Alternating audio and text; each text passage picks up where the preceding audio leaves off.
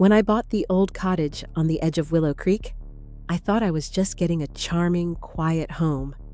The kind of place where the air smells of pine and the sun filters softly through the trees. For months, I settled in, unpacked, and tried to make it my own.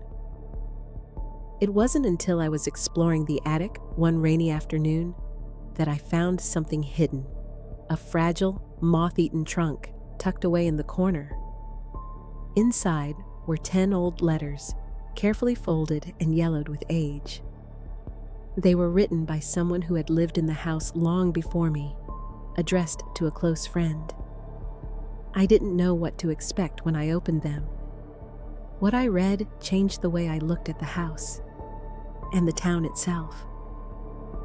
I still don't know what happened to the person who wrote them, or why the letters were left behind.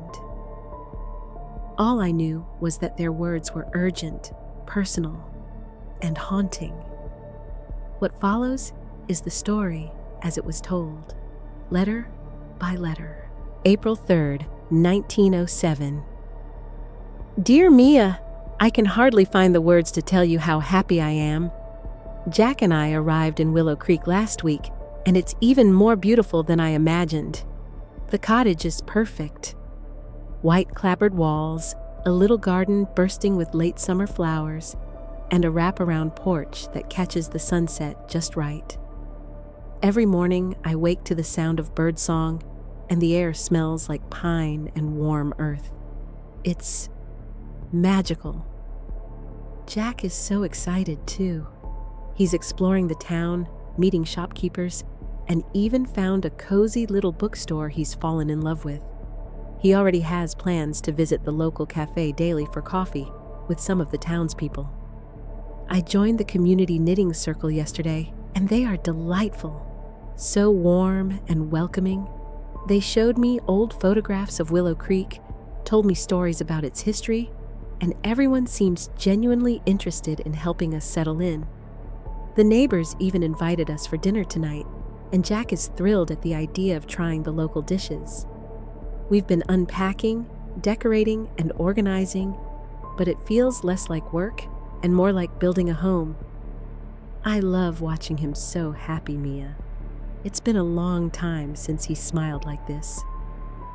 I know you'd love it here too. I wish you could see the little shops lined along the cobblestone streets, the market stalls brimming with fresh bread and fragrant flowers, the way the light hits the lake at sunset. We're starting to feel like we belong. I promise to write more soon. I can't wait to tell you about the dinner and the little surprises we find each day. Life feels new, like we finally found the right chapter to begin. Love always, Lila. April 10th, 1907. Dear Mia, Willow Creek is everything I hoped for and more. Jack and I have begun to explore the surrounding hills, and the sunsets here are breathtaking. Yesterday, we walked along the lakeshore, and the water was so clear I could see the smooth stones beneath. The townspeople wave when we pass, and even the children greet us with shy smiles. There's a sense of peace here that I haven't felt in years. Jack seems completely at ease, more relaxed than I've ever seen him.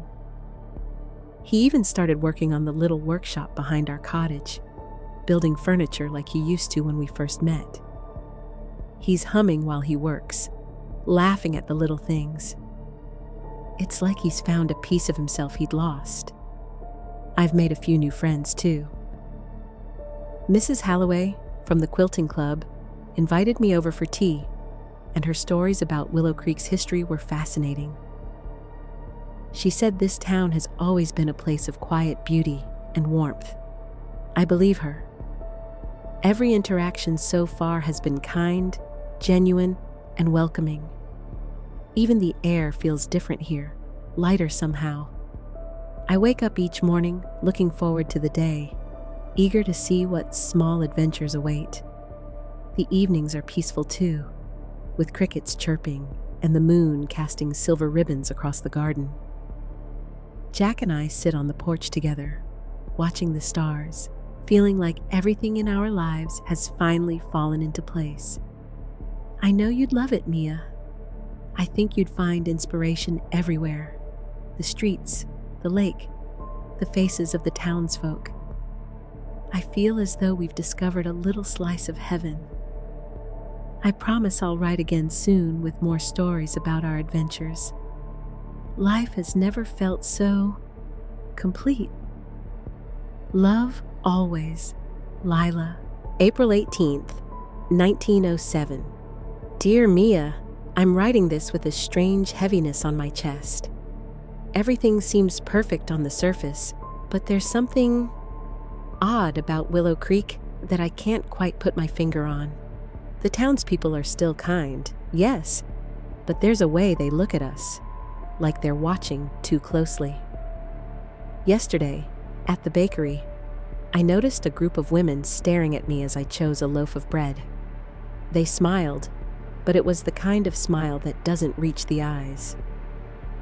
Jack hasn't noticed, or maybe he's pretending not to. He's been quieter lately, distant in ways I can't explain. He comes home and seems distracted, sometimes muttering under his breath or staring off into the distance for long stretches. When I ask him if something is wrong, he smiles and says, "I'm imagining it." But Mia, I don't think I am. Even the little rituals of the town feel strange. Every day, people greet us at exactly the same time, almost like clockwork. Some evenings, as we walk along the lake, I hear whispers carried on the wind, soft voices that stop when I try to listen closely. The air seems colder here, sharper. It's as if the beauty of Willow Creek is a mask for something else beneath. I don't want to worry you, Mia. I'm trying to laugh it off, to focus on the flowers, the sunsets, Jack's smile, but the feeling follows me, like a shadow that won't let me be. I don't know what it means yet, but I can't shake it. I'll write again soon, but keep an eye on your dreams for me. Love, Lila. The handwriting becomes tighter here, the ink darker. April 27th. Dear Mia, I don't know how to start this letter. Something is changing. The townspeople are still friendly, but their gestures feel rehearsed, their smiles forced. I saw the same group of women yesterday, staring from across the street, whispering in voices that seemed almost unnatural. When I looked away, they were gone. When I asked Jack about it, he laughed nervously, saying I was imagining things. But Mia, I can't. Jack himself. I don't know what's happening to him. He comes home later, sometimes smelling strange, faintly of smoke, earth, something I can't identify. He's distant, and yet there are moments when I see a glimmer of the man I married. Then it disappears. Last night, he whispered a name in his sleep that I didn't recognize. Clara. I asked him about it this morning, and he shook his head and said nothing. Even the house feels different. The walls creak in patterns that don't match the settling of a building. At night, shadows move in the corners of my vision, and I catch glimpses of figures at the edge of the windows. They vanish when I blink. I'm scared, Mia. I feel as if we're being watched, studied. I've tried to ignore it, to focus on our new life, but the unease grows heavier each day. Jack tells me to relax, to enjoy the town, but how can I when everything feels wrong? Please write soon. Your letters are the only thing that keeps me grounded in reality. Love, Lila. May 6th. Dear Mia, I don't know what's happening anymore. I feel trapped. The neighbors are always near, though they don't come inside, always watching, whispering, moving in ways that make my skin crawl. Even Jack seems different. Sometimes When he looks at me, his expression is blank, and I see someone else behind his eyes. I can't tell if it's him or them controlling him. Yesterday, I tried walking to the village square alone. I thought I could handle it, but every step felt wrong. The people there stopped talking, stopped moving, and stared at me until I ran home. Jack met me at the door and smiled, but the warmth I knew in him was fading. His hands were cold when he held me, and I swear I felt fingers that weren't his slip into mine. Even our little cottage feels alien. The walls seem to breathe, and the shadows stretch unnaturally across the floor. I can hear whispers inside the house when Jack isn't home, voices that call my name. Sometimes I think the walls themselves are watching. Mia, I don't know how much longer I can endure this. I feel like I'm losing myself, piece by piece. Love, Lila. This letter was folded more than the others, as if it had been read again and again. May 14th. Dear Mia, I'm terrified. Jack, my Jack. He's no longer the man I married. He talks to the townspeople as if they're part of him now, smiling in ways I don't recognize. His laughter echoes in empty rooms, and sometimes he whispers in a language I don't understand. When I ask, he tells me it's nonsense, but I hear the cadence of it repeating over and over, like a chant. The townspeople, they gather outside at night. I watched from the window yesterday, frozen with fear, as they circled a fire in the square. Their faces, their eyes glint like they're alive in a way that humans shouldn't be. They seemed to know I was watching. I thought I was safe inside, but I felt their gaze pierce through the walls. Jack has begun avoiding me. Sometimes I hear him moving in the night, whispering, stepping outside. The house feels alive, almost breathing, and I can't shake the feeling that it knows my secrets, my fears, everything. I don't want to sleep. I don't want to eat.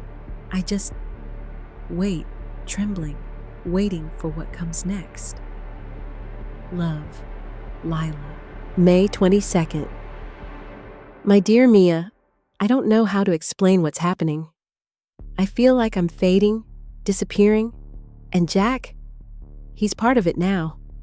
His eyes gleam with something that isn't human, something ancient and patient. He smiled at me today, but it wasn't him. I felt it inside me, a cold emptiness where love and familiarity once lived. The townspeople are always near. I tried to escape to the lake, but they were waiting, silent, motionless, like statues, yet somehow alive. Jack stopped me at the edge of the road. His hands were ice. He said, "It's better if you stay." I tried to resist, but my body felt heavy, unresponsive. Mia, I don't know if I can fight it. I don't know if anyone ever could. Love, Lila. Love, Lila. May 29th. Dear Mia, they are here, in the yard, outside the window, watching. Jack. He smiled, but it wasn't him. His voice layered with theirs, chanting softly. I tried to run, but I couldn't. The pen moves on its own as I write this, my hand trembling, unwilling. I hear the scratching at the door, the whispers inside my head. Shadows twist into shapes I cannot describe. I tried to scream. No sound came. Mia, I'm so afraid. I don't think anyone will ever. June 3rd. My dear Mia, I don't know how long I have. Jack stands by the door, patient, smiling that empty smile. The townspeople wait silently in the mist outside. I can feel the walls pressing closer, the house bending around me. My thoughts are not my own. I tried to fight, tried to hide, but it's no use. The letters I wrote before, they will be found someday, maybe. If you're reading this, no. Don't come to Willow Creek. They are waiting. always waiting. Mia, I feel myself slipping. June 4th. Dear Mia, I started this letter hours ago. The chanting is louder now. Jack. He reached for me, but his hands are cold, not his. I tried to resist, but my body moves on its own. The shadows crawl along the walls, whispering secrets I do not understand. I hear them at the window, and the wind carries voices that call my name. I cannot stop writing. Mia, I feel myself slipping. The last letter ends mid-sentence. Lila never finished it, and I have no idea what became of her or her husband. I searched records, spoke to locals, and combed through every piece of history about Willow Creek. But there's nothing. The cottage is empty, silent, yet somehow alive with the memory of what happened there. All that remains are these letters, her words, her fear, frozen in time. Reading them, I can't shake the feeling that some stories are never meant to be completed, that some doors, once opened, can never truly be closed. Comment what you think happened to her, and subscribe for more stories pulled from forgotten places.